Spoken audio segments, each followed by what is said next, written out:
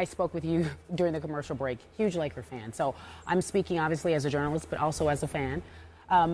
Last couple of years have been rough, documented. We thought we had Phil Jackson. You mentioned it was betrayal when he wasn't hired. We'll talk about that later. We had Mike D'Antoni, a couple of losing seasons. Kobe injured. The list goes on. And right now, the state of the Lakers seems like it's a state of emergency. What is going on with the organization? I think that certainly when Kobe suffered the Achilles injury, that was devastating. And the organization is just trying to get back on its feet. Kobe's back, looks, as good as Kobe has looked in years. We have new young players. We have a new coach. So, I'm excited about our future, but I understand the concern. We didn't make the playoffs last year, and that is not anything that we are used to in the Laker organization. The script has always been win a championship. It doesn't look like it's going to happen anytime soon. I don't know how you can say that, because every year, I really don't like when a front office can say, well, we don't have the players that we need to win a championship. How do you know that in October? Let the players, let the coach, let them play the season out. Let them try to accomplish and take steps towards that goal. And I can tell you that every year that Phil Jackson coached, he always had a path to a championship. Sometimes it was a straight line, and sometimes it was over a lot of hurdles. But he always started the season with that goal and allowed the players to have a chance to show what they have. Go ahead, Skip. You want to go? You want me to go? Yes, sir. I thought you're the man here. You're the NBA guy. Okay, well, I'll ask this. Okay. This is what I don't understand, and just help me out and forgive me for not getting this. But you hold the title of president of the Los Angeles Lakers. You sit on the board of governors of the National Basketball Association. Yet it appears to us on a routine daily basis that your brother, who is a year older than you are, does operate with final say on basketball matters. Why is that? I defer to our basketball front office to make basketball decisions. I've empowered them. They have a vision.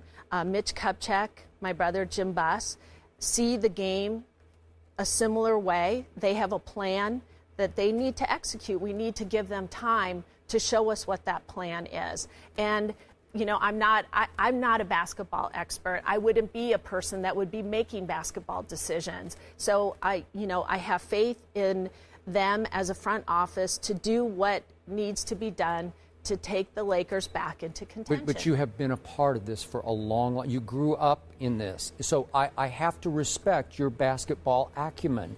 You've been with Phil Jackson for a long time. I have to respect what you've learned from him.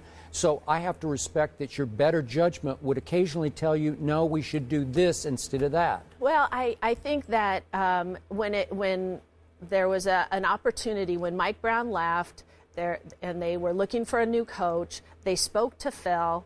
There was that impression that Phil got and that I got that the job was his if he felt that he wanted to come back and do it. He needed 48 hours to talk to his family, to get medical clearance, because if he committed to the job, he wanted to make sure that he could fulfill that obligation. He was coming off a knee replacement. Yeah. So when they made the decision to go with Mike D'Antoni, I was hurt because I have a bias towards Phil. I wanted Phil to come back and coach. And so I understand Jimmy and Mitch felt that Mike D'Antoni was better suited for the team, and I'll never agree to that as long as so why didn't you drop the hammer at that point and say, no, we're going to do this? At that time, my father was still alive, and I wasn't in the role that I'm in now. And certainly having Phil around was maybe a source of conflict for me and my brother, but now Phil has moved on. He's got another job. There is no source of conflict, and I'm behind our front office 100%, and I feel that my job is to give them all the tools that they need to be successful. So we have the best fans, the best arena, the best broadcast partners, the best sponsors. I've done all that I need to do. Now it's up to them to do their job. It's lovely seeing you, by the way. Let me say that first. Thank you very much for being on the show. Where is your brother? I mean, When I say that and I ask that question, I mean, how actively involved is he on a day-to-day basis in doing his role with the Los Angeles Lakers? Well, he lives in Los Angeles. He loves the Lakers. He and Mitch, when I walk by Mitch's office, they're in there together, talking, discussing, planning. I think that they've got a vision of what they want to accomplish, and they've assured me that they can get the job done, because even after, when Phil was looking at other opportunities, I asked if there was any role that Phil could take in the Laker organization, because I wanted selfishly for him to stay in Los Angeles.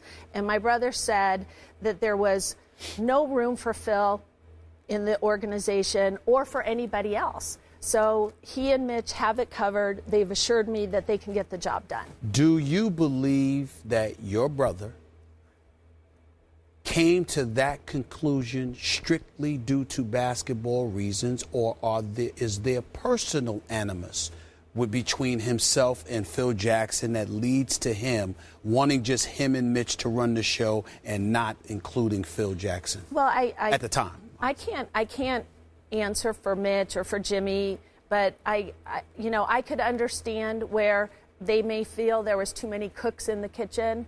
And Phil is a very strong personality, and Phil has a very clear vision of what he believes the game should be about.